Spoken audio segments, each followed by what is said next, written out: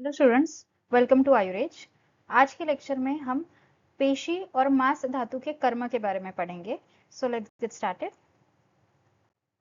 सबसे पहले पेशी के बारे में देखते हैं। पेशी की परिभाषा मिलती है सुश्रुत के शारीर स्थान में। तो सबसे पहली परिभाषा है मांस अवयव संघातः परस्परम विभक्तः पेशी इति उच्यते।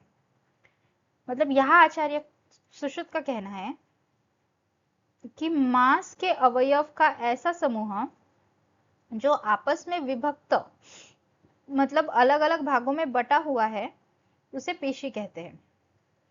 मतलब यहाँ पे आचार्य ने ये बोला है कि मांस मतलब एक होल चीज, और जब उसके अलग अलग डिविजन्स हो, जब वो अलग अलग पार्ट्स में बटा हुआ हो, तब उसे पेशी कहा जाता है। मांस के अवयव का एक ऐसा समूह, इट इज अ बंच, ये एक मांस का एक बंच है जो कि अलग अलग पार्ट्स में बटा हुआ है, और जो वो अलग अलग पार्ट्स है उन्हें ही पेशी कहा गया है। और वही आचार्य सुश्रुत ने और एक श्लोक कहा है, यथार्थम उष्मना युक्तो वायु स्रोतांसी दारयेत अनुप्रविश्य पिशितम पेशी विभजते तथा। सो यहाँ पे आचार्य का कहना है कि पेशी किस तरीके से फॉर्म होती है। तो आचार्य कहते हैं उष्मा मतलब पित्त से संयुक्त वायु जब स्रोतों को विदीर्ण करता है, मतलब जिस प्रकार से स्रोतों को विदीर्ण करता है या फिर खोलता है, उसी प्रकार से उष्मा युक्त वायु मांस में प्रवेश कर उसे पेशी में विभक्त करता है। तो यहाँ पे आचार्य का कहना है कि उष्मा युक्त वायु मतलब वायु पित्त के साथ मिलकर उस मांस में प्रवेश करता है, उस मांस धातु में प्रवेश करता है, और उसे अलग अलग छोटे छोटे पार्ट्स में डिवाइड कर देता है, बांट देता है। और वो जो अलग अलग छोटे छोटे पार्ट्स है वही पेशी कहलाते हैं, और वही पेशी का रूप धारण करते हैं। तो इस चीज को अगर हम मसल्स टिश्यू के साथ समझें तो एग्जैक्टली पेशी क्या है हम ये समझ पाएंगे। तो मसल टिश्यूज जो होते हैं वो भी हायरार्किली अरेंज्ड होते हैं। मसल्स टिश्यू भी एक पूरा होल चीज नहीं होती है, उसमें भी कई मसल फाइबर्स प्रेजेंट होते हैं।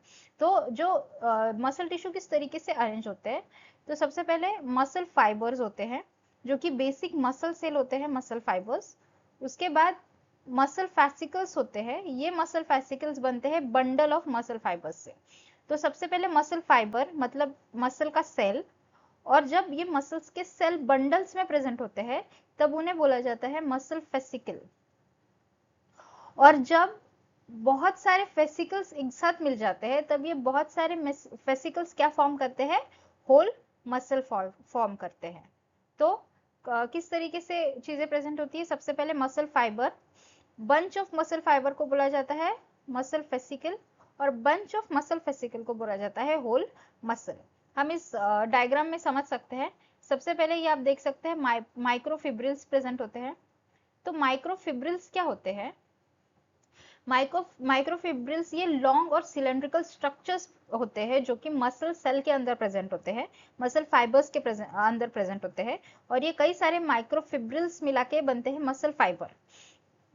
फिर हम देख सकते हैं ये है मसल फाइबर, ये पोर्शन है मसल फाइबर। मसल फाइबर ये मसल्स के सेल होते हैं। उसके बाद कई सारे मसल फाइबर और बंडल ऑफ मसल फाइबर मिलके बनाते हैं फेसिकल्स, ये हो जाते हैं मसल फेसिकल्स, जो हम यहाँ पे देख सकते हैं, ये है मसल फेसिकल्स। और ये कई सारे मसल फेसिकल मिलके बनता है होल मसल। सो यहाँ पे भी अलग अलग डिविजन्स बताए गए हैं मसल के। होल मसल कभी भी प्रेजेंट नहीं होता, उसमें कई सारे अलग अलग डिविजन्स होते हैं, और इन अलग अलग डिविजन में जो ये फेसिकल्स होते हैं, इन फेसिकल्स को ही बोला गया है पेशी। मतलब मास मतलब ये होल मसल, जब इनमें डिविजन्स होते हैं, अलग अलग डिविजन्स जो दिख रहे हैं, ये हम लोग देख सकते हैं, यहाँ पे अलग अलग डिविजन्स हम देख पा रहे हैं। तो ये जो अलग अलग डिविजन्स है इन्हें बोला गया है पेशीज, जो कि हम मसल्स फेसिकल से समझ सकते हैं। आई होप आपको परिभाषा समझ गई हो पेशी की। उसके बाद पेशी का स्वरूप। आयुर्वेद में पेशी की व्याख्या बताने के बाद पेशी के शरीर में कितने स्वरूप होते हैं ये भी बताया गया है। तो आचार्य सुश्रुत ने शारीर स्थान में बताया है, तासाम बहलम पेलव स्थूल अनु पृथुवृत्त रस्व दीर्घ स्थिर मृदु लक्षण कर्कश भावः संध्या स्थि स्थिराः स्नायु प्रच्छादका यथा प्रदेश स्वभावत एव भवन्ति। सो यहाँ पे आचार्य सुश्रुत ने पेशी के कई सारे अलग अलग स्वरूप बताए हैं। स्थान के अनुसार स्वभाव से ही अस्थि, संधि, सीरा, स्नायु को ढकने के लिए निम्न प्रकार की पेशियां होती है। यहाँ पे श्लोक की दूसरी लाइन में आचार्य सुश्रुत ने पेशी का फंक्शन भी बताया है। और पेशी का फंक्शन उन्होंने ये बोला है कि अस्थि मतलब बोन्स, संधि मतलब जॉइंट्स, सीरा मतलब वेसल्स और स्नायु मतलब टेंडन्स, इन सारे स्ट्रक्चर्स को ढकने का काम ये पेशी करती है। और ये पेशियों के अलग अलग स्वरूप होते हैं स्वभावतः ही। तो वो स्वरूप कुछ ऐसे हैं। सबसे पहले बहल मतलब बहुत बड़ी, या फिर जिसे हम बोलेंगे वेरी लार्ज। तो कुछ कुछ बॉडी में पेशी प्रेजेंट होती है जो काफी बड़ी होती है। कुछ होती है पेलव मतलब बहुत छोटी होती है, वेरी स्मॉल। उसके बाद स्थूल मतलब मोटी पेशी भी प्रेजेंट होती है जिसे बोला गया थिक। अनु मतलब पतली यानी थिन पेशी। उसके बाद पृथु मतलब चपटी या फिर फ्लैट पेशी भी प्रेजेंट होती है।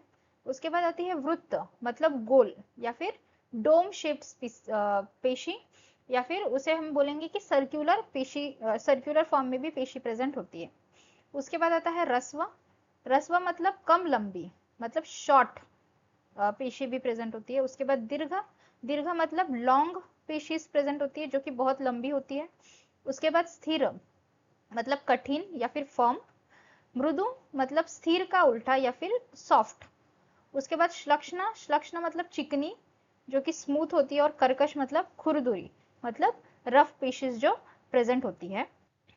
तो ये हो गया आयुर्वेद अनुसार। आयुर्वेद में पेशी के इतने सारे स्वरूप बताए गए हैं कि बॉडी में या फिर शरीर में पेशी सिर्फ एक स्वरूप में प्रेजेंट नहीं होती है, उसके कई सारे स्वरूप होते हैं। कोई पेशी लंबी होती है, कोई पेशी छोटी होती है, तो कोई मोटी या फिर कोई पतली होती है।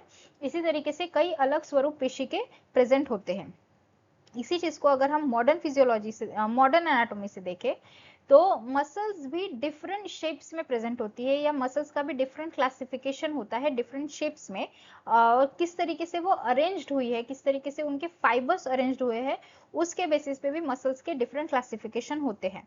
तो मॉडर्न में भी बताया गया है कि कुछ मसल्स ये पैरेलल होती है, पैरेलली प्रेजेंट होती है, उनके जो फाइबर्स होते हैं वो पैरेलली रन करते हैं। इसका एग्जांपल हम समझेंगे सार्टोरियस मसल से, जो हम इस पिक्चर में देख सकते हैं। ये जो मसल आपको दिख रही है ये है सार्टोरियस मसल। सो आप देख सकते हैं कि इसके जो फाइबर्स है, मसल फाइबर्स है, वो पैरेलली रन कर रहे हैं। तो ये हो गई पैरेलल मसल। उसके बाद next second form of muscles होती है, वो है फ्यूजिफॉर्म मसल। फ्यूजिफॉर्म मतलब स्पिंडल शेप में प्रेजेंट होती है, मतलब बीच में मोटी और उसके जो दोनों भी एंड्स है वो टैपरिंग होते हैं, दोनों भी एंड्स वो नैरो होते हैं।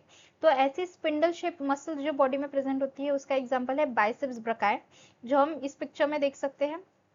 ये जो पिक्चर है, तो आप देख सकते हैं कि ये बीच में मोटी और टैपरिंग टुवर्ड्स बोथ एंड इस तरीके से प्रेजेंट होती है, तो इसे बोलेंगे फ्यूजिफॉर्म मसल। उसके बाद फ्लैट मसल्स भी प्रेजेंट होती है जिसे कि आयुर्वेद में चपटी या फिर पृथु मसल भी कहा गया है। सो फैट मसल्स का एग्जांपल है एक्सटर्नल ऑब्लिक मसल जो कि एब्डोमेन रीजन में प्रेजेंट होती है, जो आप यहाँ पे देख सकते हैं इस पिक्चर में। ये होती है flat muscles which is external oblique muscle. उसके बाद ट्राइंगुलर मसल्स भी प्रेजेंट होती है। ट्राइंगुलर मसल्स का एग्जांपल है पेक्टोरलिस मेजर, जो आप यहाँ पे इस पिक्चर में देख सकते हैं। ये जो मसल है ये पेक्टोरलिस मेजर मसल है जो कि यहाँ पे ट्राइंगुलर फॉर्म में प्रेजेंट होती है। उसके बाद सर्क्यूलर मसल्स भी प्रेजेंट होती है, उसका एग्जांपल है ऑर्बिक्यूलरिस ऑरिस, जो कि आप यहाँ इस पिक्चर में देख सकते हैं। ये जो मसल्स है दिस इज ऑर्बिक्यूलरिस ऑरिस। ये सर्क्यूलर मसल्स आप देख सकते हैं around the mouth, opening of the mouth, this is orbicularis oris muscle. उसके बाद और एक फॉर्म ऑफ मसल प्रेजेंट होती है वो है पेनेट मसल्स। सो पेनेट मसल्स में जो मसल के फाइबर्स होते हैं वो टेंडन से ऑब्लिकली अटैच्ड होते हैं, ऑब्लिकली टेंडन से अटैच्ड होते हैं, जिस कारण से काफी ज्यादा स्ट्रेंथ रहती है इन मसल्स को। इसमें भी एग्जांपल्स है, जैसे पेनेट मसल्स में भी यूनिपेनेट, बायपेनेट और मल्टीपेनेट इस तरीके की मसल्स प्रेजेंट होती है। यूनिपेनेट मतलब फाइबर्स एक ही साइड में प्रेजेंट होते हैं और एक ही साइड से ऑब्लिकली अटैच्ड होते हैं। बायपेनेट मतलब फाइबर्स दोनों साइड से आते हैं ऑब्लिकली और फिर एक पॉइंट में अटैच हो जाते हैं। एंड मल्टीपेनेट मतलब यहाँ पे मल्टीपल टेंडॉन्स प्रेजेंट होते हैं, यहाँ पे साइड से भी आते हैं और सेंटर से भी आते हैं। और इस मल्टीपेनेट मसल का एग्जांपल है डेल्टॉइड मसल, जो कि आप इस पिक्चर में देख सकते हैं। ये जो मसल है this is deltoid muscle, this is deltoid muscle. यहाँ से आप देख सकते हैं कि फाइबर्स हर जगह से आ रहे हैं, from the side also and from the centre also. So ये है multipennate muscle which is deltoid muscle. तो आयुर्वेद में पेशी के काफी सारे स्वरूप दिए गए हैं, उसी तरीके से मॉडर्न में भी मसल्स के काफी सारे क्लासिफिकेशंस दिए गए हैं according to their shapes. Moving on, अब हम देखेंगे पेशियों की संख्या। आयुर्वेद में पेशियों की संख्या बताई गई है। आचार्य सुश्रुत ने पेशियों की संख्या बताते हुए कहा है, पंच पेशी शतानि भवन्ति, तासाम चत्वारि शतानि, शाखासु कोष्ठे षटषष्टि, ग्रीवा प्रतिऊर्ध्वा चतुर्श्रिशंतः। यहाँ पे आचार्य सुश्रुत ने शरीर में पेशियों की कुल संख्या बताई है 500। इंपॉर्टेंट पॉइंट जो आपको याद रखना है कि आचार्य सुश्रुत ने पेशियों की कुल संख्या शरीर में जो बताई है वो है 500। उनमें से शाखा में ये 400 पेशी प्रेजेंट होती है, मतलब एक शाखा में 100 पेशी, मतलब एक शाखा में 100 पेशी, वैसे ही चारों शाखाओं में 400 पेशी प्रेजेंट होती है। और कोष्ठ में 66 और ग्रीवा में 34 पेशियां प्रेजेंट होती है। इस तरीके से आचार्य सुश्रुत ने पेशी का डिफरेंशिएशन, पेशी का नंबर्स अनुसार क्लासिफिकेशन बताया हुआ है। उसी के साथ आचार्य चरक ने बताया है चत्वारी पेशी शतानी। आचार्य चरक ने पेशियों की कुल संख्या ये 400 बताई है। इंपॉर्टेंट पॉइंट जो आपको याद रखना है, यहाँ पे आप देख सकते हैं कि आचार्य सुश्रुत ने जो पेशी की संख्या है वो 500 बताई है, और आचार्य चरक ने पेशी की संख्या, कुल संख्या ये 400 बताई है। उसी के साथ अष्टांग हृदय ने शारीर स्थान में पंचपूसाम पेशी शतानि तु अधिका विशंति स्त्रीनाम योनिस्तन समाश्रिता।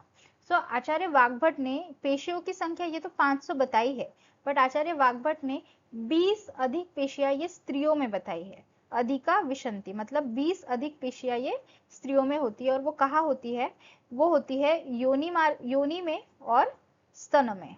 योनि और स्तन में एक्स्ट्रा 20 पेशीज प्रेजेंट होती है, ऐसे आचार्य वाग्भट का कहना है। और यही चीज आचार्य सुश्रुत ने भी बोली है, स्त्रीनाम तु विशंतिर अधिका, मतलब स्त्रियों में 20 पेशियां अधिक होती है जो कि योनि में और स्तनों में प्रेजेंट होती है। तो आचार्य सुश्रुत ने कुल संख्या 500 बताई है, और आचार्य चरक ने कुल संख्या ये 400 बताई है, और आचार्य सुश्रुत और आचार्य वाग्भट ने स्त्रियों में 20 पेशियां अधिक बताई है। ये सारे संख्या आपको याद रखने, वेरी इंपॉर्टेंट। उसके बाद हम देखेंगे मांस धातु का कर्म क्या होता है। आचार्य सुश्रुत में सूत्र स्थान में श्लोक आया है, मासम शरीरम पुष्टिम मेदसश्च। यहाँ पे मांस के दो इंपॉर्टेंट फंक्शन आचार्य सुश्रुत ने बताया है। सबसे पहला आता है शरीर पुष्टि, और दूसरा आता है मेदसश्च, मतलब nourishment and strengthening of the body. शरीर की पुष्टि करना, यानी शरीर को नरिश करना या शरीर को स्ट्रेंथन करना, और उसी के साथ साथ मेद धातु को फॉर्म करना और मेद धातु का सपोर्ट करना। ये दो फंक्शन इंपॉर्टेंट आचार्य सुश्रुत ने मांस धातु के बताए हैं। तो इसे हम समझ सकते हैं कि मसल्स टिश्यूज जो होते हैं वो बॉडी मास प्रोवाइड करता है और शेप प्रोवाइड करता है। बॉडी को जो शेप मिलता है वो मसल टिश्यू से ही मिलता है, और about 40 to 50% of body weight जो है वो स्केलेटल मसल से मिलता है। 40 to 50% ऑफ बॉडी वेट ये स्केलेटल मसल से मिलता है। तो इसीलिए जो मसल्स टिश्यू का जो मेन फंक्शन होता है वो होता है बॉडी को शेप देना, बॉडी को पोस्चर को मेंटेन करना, प्लस मूवमेंट और बॉडी को स्ट्रेंथ देना, बॉडी में मूवमेंट प्रेजेंट करना एज वेल एज बॉडी को स्ट्रेंथ प्रोवाइड करना। ये सारे इंपॉर्टेंट फंक्शन ये मसल टिश्यू के होते हैं, जिसे ही हम इस एक फंक्शन में इंक्लूड कर सकते हैं, वो है शरीर पुष्टि। और जो दूसरा फंक्शन है वो है मेदश्च, मतलब मेद धातु का फॉर्मेशन करना और मेद धातु का पोषण करना। तो मसल्स टिश्यूज जो होते हैं या फिर मसल्स जो होती है ये मेटाबॉलिक फंक्शंस के लिए भी हेल्प करती है, as well as fat deposition के लिए भी हेल्प करती है। इस तरीके से मसल ये मेद धातु को फॉर्म करने का और सपोर्ट करने का काम करती है। उसके बाद आचार्य सुश्रुत ने शारीर स्थान में दूसरा श्लोक बताया है, वो है सीरा स्नायु अस्थि पर्वाणि संध्यश्च शरीरी नाम पेशी भी संवृत्त्यांत्र बलवंत्री भवन्त्यतः। इस श्लोक का मतलब है कि सीरा मतलब ब्लड वेसल्स, स्नायु मतलब टेंडन्स, लिगामेंट्स और टेंडन्स, अस्थि मतलब बोन्स और पर्व मतलब जॉइंट्स। सो इन सारे स्ट्रक्चर्स को स्ट्रेंथ प्रोवाइड करने का और इन सारे स्ट्रक्चर्स को प्रोटेक्शन देने का काम ये पेशी का होता है, ऐसे आचार्य का कहना है। पेशी भी संवृत्ता यंत्र मतलब इन सारे स्ट्रक्चर्स को कवर करके या एनवलप करके रहती है पेशी। पेशी से ही पेशी मतलब मांस धातु का ही एक पार्ट होता है। तो ये पेशी क्या करती है, सीरा स्नायु अस्थि और पर्व और संधि इन सारे स्ट्रक्चर्स को कवर करने का काम करती है, इनको स्ट्रेंथ देने का काम करती है और प्रोटेक्ट करके रखने का काम करती है, जिस कारण से बॉडी को स्टेबिलिटी मिलती है और फिजिकल एक्टिविटी में भी सपोर्ट मिलता है। तो ये इंपॉर्टेंट फंक्शन पेशियों का और मांस धातु का होता है। उसी के साथ आचार्य अष्टांग हृदय और अष्टांग संग्रह में आचार्य वाग्भट ने मांस धातु का कर्म बताया है लेप। लेप का मतलब होता है लेपन करना, ढकना या आवरण देना या कोटिंग या कवरिंग करना। तो जैसे कि मैंने अभी बताया कि पेशी और मांस धातु क्या करते हैं, सीरा स्नायु अस्थि और संधि या पर्व इन सारे स्ट्रक्चर्स को कवर करने का काम करती है, ढकने का काम करती है और एज वेल एज इनको प्रोटेक्ट करने का भी काम करती है। तो यही कर्म आचार्य वाग्भट ने लेप इस शब्द से मांस धातु का बताने का प्रयत्न किया है। So that's all for today's lecture. I'll see you soon in the next lecture with a new video. Until then, keep reading and don't forget to subscribe, like and share. Thank you for watching this video.